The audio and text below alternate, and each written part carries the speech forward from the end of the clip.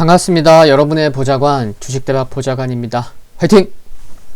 영상을 보시기 전에 구독과 좋아요 부탁드립니다. 감사합니다. 투자는 개인의 판단에 따르지만 이번 영상이 큰 도움이 되시기를 바랍니다. 이번 영상은 10월 셋째 주 수급관심주 소개 영상입니다. 종목은 총 5개입니다. 코스피 2개, 코스닥 3개인데요.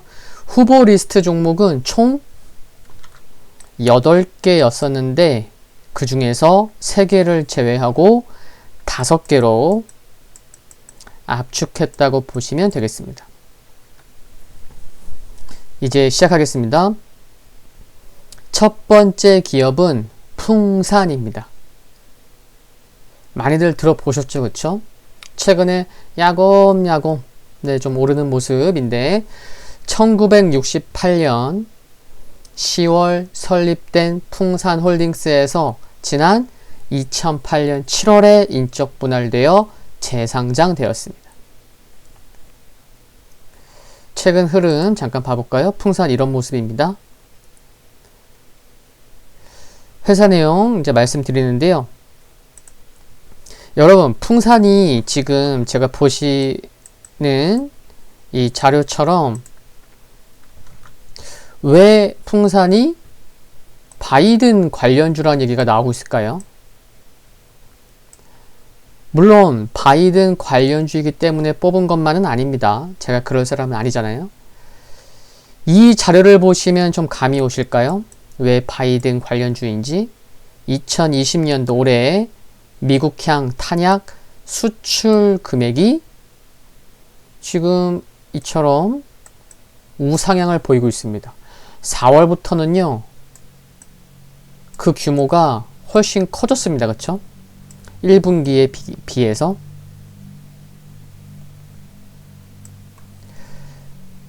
이제 매출 비중을 보실 수 있는 자료를 보여드릴 텐데요. 그러면 이제 확실히 아시게 될 겁니다. 봐보겠습니다. 여기 보시듯이 풍산이 매출 비중을 보시면요. 이제 아시겠죠? 풍산은 신동 부문이 매출 비중이 가장 커요. 네. 거의 70%에 육박할 정도로. 그 다음이 어디예요? 제가 미리 표시해둔 여기 방산 부문, 군용탄, 스포츠탄. 방산 부문의 매출 비중이 어떻게 돼요? 네. 약 32%를 차지하고 있기 때문에 지금 조금 전에 보셨던 이 자료에서처럼 탄약 수출이 증가하고 있다는 것은 풍산에 있어서 긍정적인 거죠. 왜 이렇게 탄약 수출 금액이 우상향 추이 증가 중일까요? 바로 이 부분이 바이든 후보와 연관되어 있기 때문입니다. 바이든 후보는 강한 총기 규제론자여서 공격용 총기 판매 규제를 공약으로 제시했기 때문에 미국에서는 총기류 지금 사재기 현상이 수개월째 지속되고 있습니다. 그러니까 바이든 후보 관련 주라고 얘기가 나오고 있는 거죠. 실제로 또 풍산의 상반기 실적을 보면요. 상반기 방산 부문의 매출액은 지난해 상반기 대비해서 18.65% 증가했습니다. 또 수출 역시 24% 증가했습니다. 그리고 지난 6월부터 중동 지역의 탄약 수출을 시작한 것도 긍정적인 부분이라 생각이 듭니다. 이제 실적을 좀 말씀을 드리면요. 1분기는 영업이익이 적자였어요. 근데 2분기 실적이 좋아져서 상반기 누적으로는 흑자를 기록한 상황입니다. 3분기 실적은 조금 전 말씀드렸던 방산 부문의 수출 증가, 그리고 전기동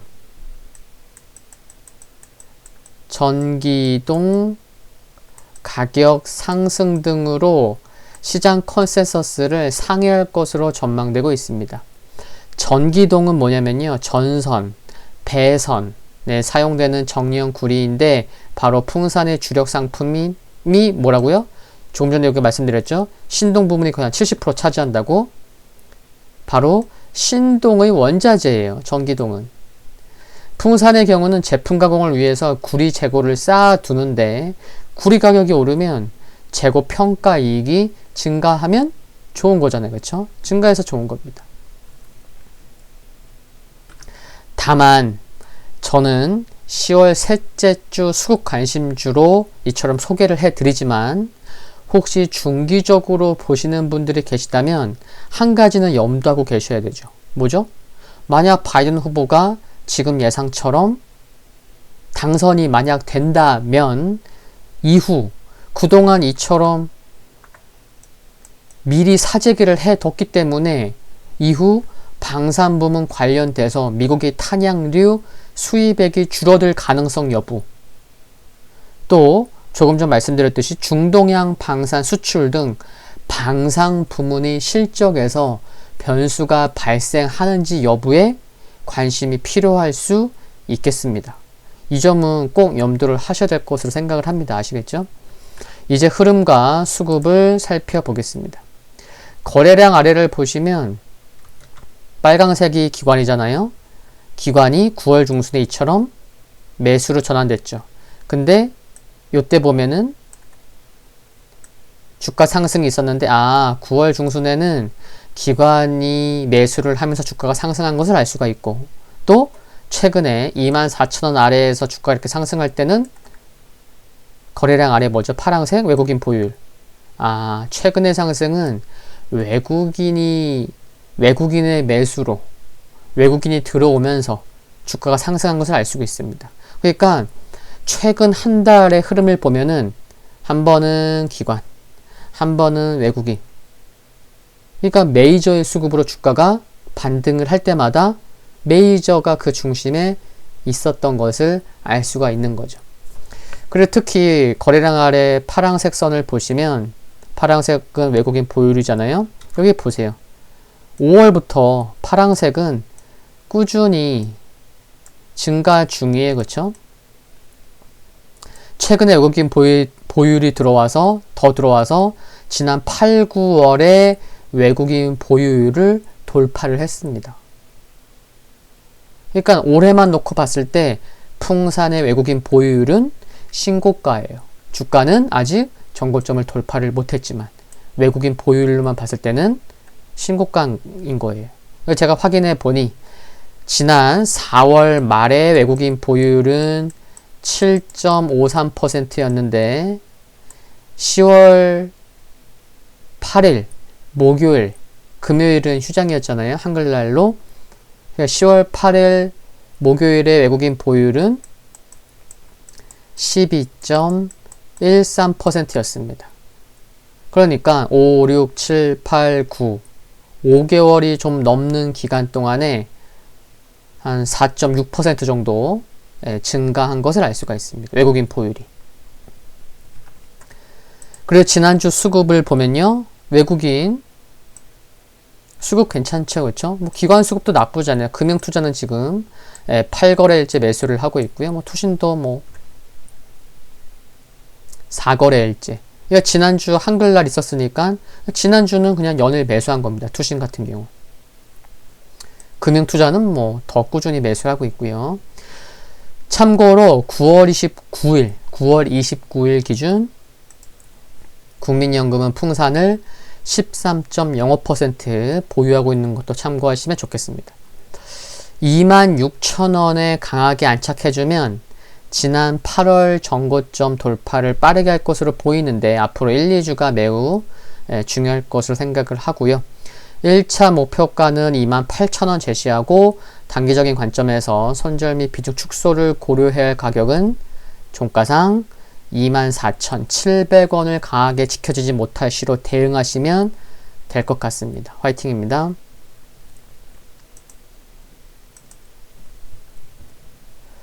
두 번째 기업은 S-오일입니다. 흐름 보시면 주가가 아직도 바닥이에요. 그렇죠? 업황이 정유적이 굉장히 힘들었었는데 상반기에 1분기도 적자, 2분기도 적자였어요. 이러니까 주가 흐름이 이런 거죠. 근데 3분기에는 흑자 전환에 성공할 것으로 전망되고 있습니다. 코로나 재확산에 따른 운송용 수요 감소로 정제 마진이 여전히 낮은 수준에 머물러 있는 것은 좀 아쉽지만 긍정적인 것은 휘발유 마진 상승이 지속되고 있고 미국의 휘발유 재고도 전년 동기 수준까지 하락해 있다는 게 긍정적인 거죠. 지난 상반기처럼 해외에서 뭐 지금도 코로나19 확진자 증가세이지만 상반기처럼 뭐 전면 락다운 재개 가능성은 낮잖아요. 그런 것을 감안하면 회복 속도가 느릴 수 있는 점은 아쉽지만 방향성에 대한 부문을 놓고 보면 그래도 이제 앞으로 점진적인 개선을 해 나갈 수 있지 않나 그런 생각 가져볼 수 있겠습니다. 흐름 수급을 보시면요. 거래량 아래를 볼게요. 파란색 외국인 보유율이죠. 제가 미리 체크해 두었지만 여기 작년 11월부터 파란색은 계속 내리막길입니다. 그쵸? 파란색. 그러니까 작년 11월부터 올해 9월까지 약 한 10개월 정도 매도하다가 이제 좀 멈춰진 듯한 모습을 보이고 있고 기관도 보면 제가 동그라미 쳐뒀죠? 지난 6월부터 빨간색 계속 내리막길이죠? 지난 6월부터 기관 6월부터 약 한 4개월 정도 매도하다가 기관의 매도 역시 외국인처럼 이제 좀 멈춰진 듯한 모습입니다. 지난주 수급을 볼까요? 수급을 보면 뭐 외국인 수요일, 목요일 많이 들어왔죠? 뭐 일주일만 놓고 봐도 좀 들어왔어요. 기관도 매도도 했었지만 매수할 때 많이 사고 매도할 때 조금 매도하고 금융투자는 뭐 하루 매도했지만 이렇게 꾸준히 매수한 것도 알 수가 있고요. 뭐 투신, 뭐 사모펀드 등도 관심을 좀 갖고 있습니다. 그러니까 외국인 기관 모두 이제 좀 들어오는 듯한 그런 모습을 확인할 수 있다는 거죠. 지금 기간을 약 한 1년 정도치만 보고 있는데 기간을 한번 쭉 늘려볼게요. 과거까지. 무려 2009년 전까지 흐름을 보고 계십니다. 2008, 9년까지. 그쵸? 한 11년 정도의 차트예요. 길게 해서 보고 있는 거예요. 일봉이에요. 제가 미리 체크해 두었지만 뭐죠? 한 11년 정도의 흐름을 봤을 때 우리가 확인할 수 있는 것은 네, 맞습니다. 미리 체크해 두었지만 노란색이 뭐죠? 그리고 최근에도 보시면 S-오일의 약 11년 정도의 흐름을 보니까 역사적으로 주가 5만원은 의미를 부여해 볼 수 있는 가격이구나. 물론 뭐 2014년에 이렇게 뭐 아래로 내려온 적도 있지만 러프하게 봤을 때는 5만원 전후가 중요한 가격이 될 수 있구나 하는 것을 알 수가 있는 거예요. 다시 돌아와서 보더라도 어떻죠? 이번 반등 역시 5만원 전후에서 이처럼 나온 거예요. 그쵸? 그래서 외국인과 기관도 매도를 좀 멈추고 이제 여기서는 좀 입지를 하지 않았나 그런 생각이 들 수 있다는 거죠. 그쵸? 참고로 9월 9일 기준 국민연금은 S-오일을 5.75% 보유하고 있습니다. 1차 목표가는 6만원을 제시하고요. 단기적인 관점에서 손절 및 비중 축소를 고려해야 할 가격은 종가상 53,900원을 강하게 지켜지지 못할 시로 대응하시면 되겠습니다. 화이팅입니다. 세 번째 기업은 오스템 임플란트입니다. 지난 8월 말에 아니죠. 7월 말에 거의 뭐 바닥권에서 소개를 했었고 수급관심주로 뽑아서 흐름이 매우 좋았던 흐름이 나왔었던 기억이 있습니다. 이때부터 뭐 영상 들으신 분이라면 맞아 저때 뭐 기억하실 거예요. 오스템 임플란트 하면 국내와 중국에서 임플란트 점유율 1위 기업인 거예요. 우선 지난주 수급을 놓고 보면 외국인 연휴 전까지 지난주 내내 매수했고 기관의 수급도 뭐 나쁘지 않아요. 최근에 그쵸? 네. 나쁘지 않습니다.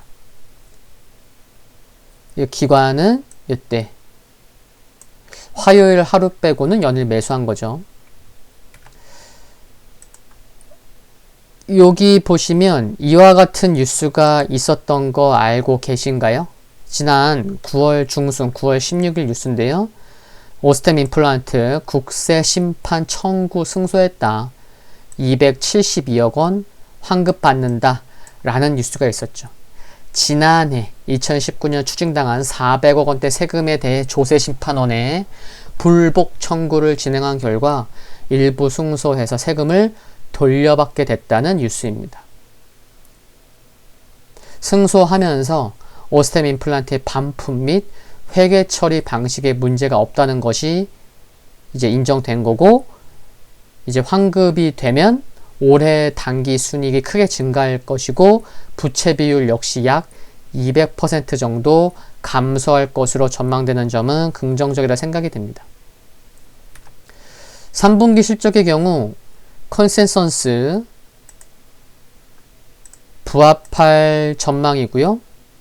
중국의 경우 목표 대비 150에서 200% 달성할 전망이고, 미국의 경우도 목표 대비 80% 수준까지 회복된 것으로 전망되고 있는 점은 긍정적입니다. 올해만이 아니고 향후에도 보수적인 회계 처리, 비용 통제, 중국 법인의 흑자 전환 등으로 수익성도 개선되어 갈 가능성이 크다는 게 앞으로도 좀 지속 관심이 필요한 그런 내용이라는 것도 참고하시면 좋겠습니다. 지난주부터요, 미세하지만 하락하던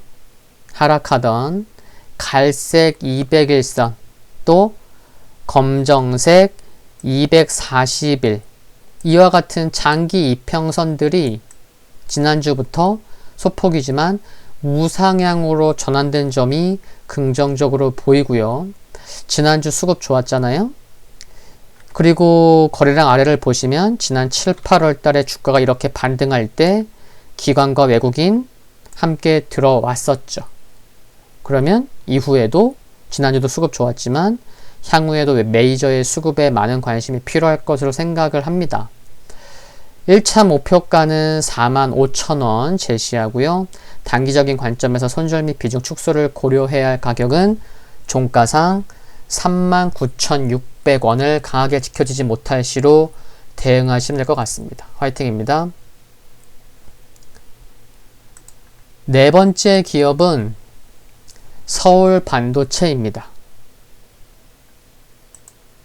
지난주 수급이 이렇고요.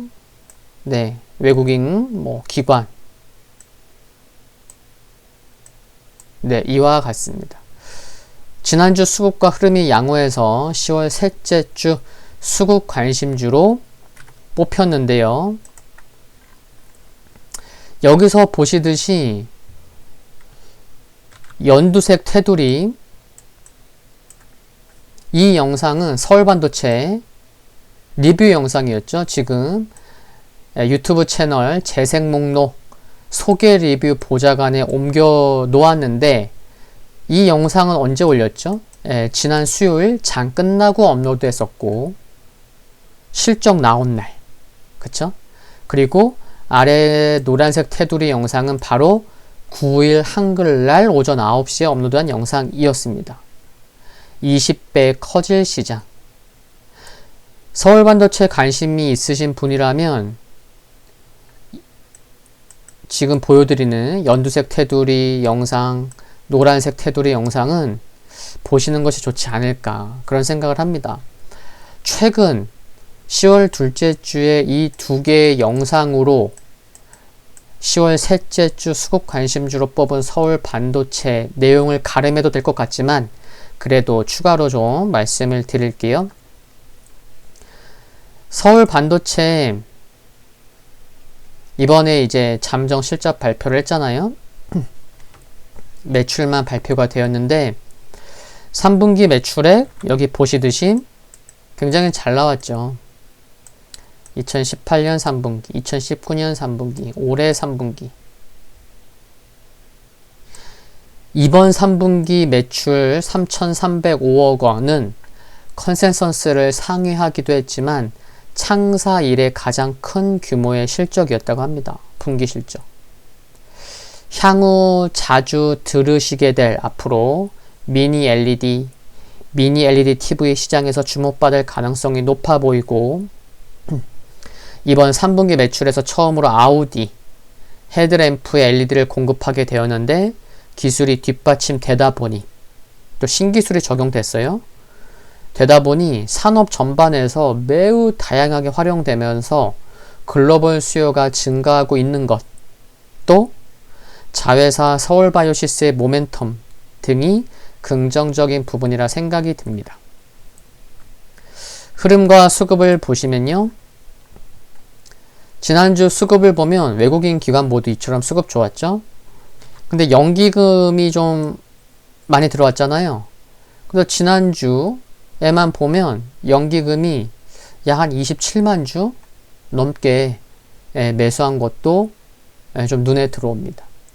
이번 잠정 실적 발표에서는 매출만 나왔는데 확정치는 10월의 마지막 주 월요일인 10월 26일 날 예정되어 있는 것도 참고하시면 좋겠습니다. 매출이 잘 나와서 뭐 영업이익도 컨센서스를 상회하지 않을까 그런 기대감이 계속 이어질 수 있다는 거 참고하셔야 되겠고요.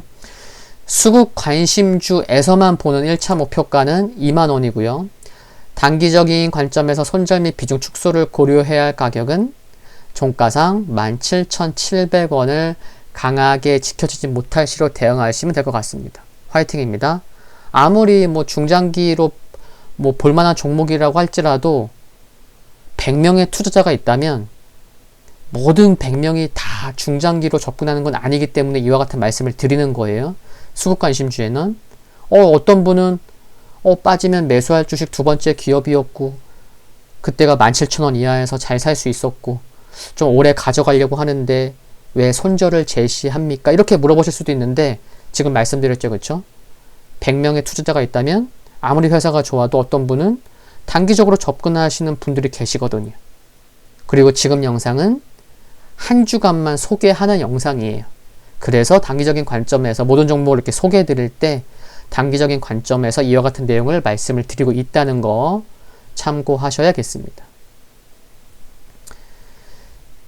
그리고 다섯 번째 기업은 솔브레인입니다. 마지막 기업이죠. 10월 셋째 주 수급 관심주로 뽑은 5개 기업 중에 마지막. 대표적인 삼성전자향 낸드 소재 업체인 솔브레인입니다. 지난 8월 6일 재상장되었죠. 솔브레인 홀딩스가 자회사 관리와 투자를 담당하고 이제 솔브레인은 반도체 및 전자 소재 사업을 영위할 계획으로 인적 분할되었 거죠. 인적 분할. 올해 추정 기준으로 사업 매출 비중이 반도체가 7, 디스플레이가 1.5, 2차 전지도 있죠. 2차 전지는 한 1 정도 차지할 것으로 전망되고 추정되고 있습니다. 솔브레인은 삼성전자와 함께 특정 물질만 선택적으로 녹여내 웨이퍼 위에 정확한 회로를 그릴 수 있게 해주는 고선택비 인산을 세계 최초로 개발하기도 했죠.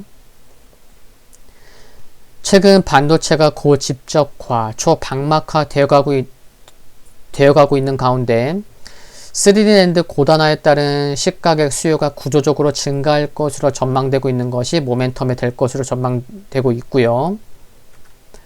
그리고 여기 자료에서 보시듯이 2차 전지 재료 쪽에서는 핵심 소재 중 하나인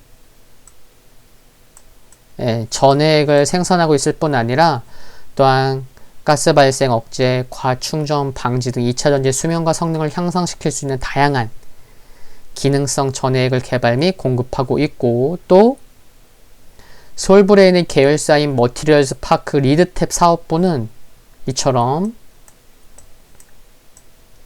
차별화된 금속 도금 기술과 특수 표면 처리 기술을 통해 전해액의 누액 가능성을 완벽하게 차단한 고품질의 제품, 전극 단자 등을 생산하고 있는 것도 말씀드릴 수 있습니다.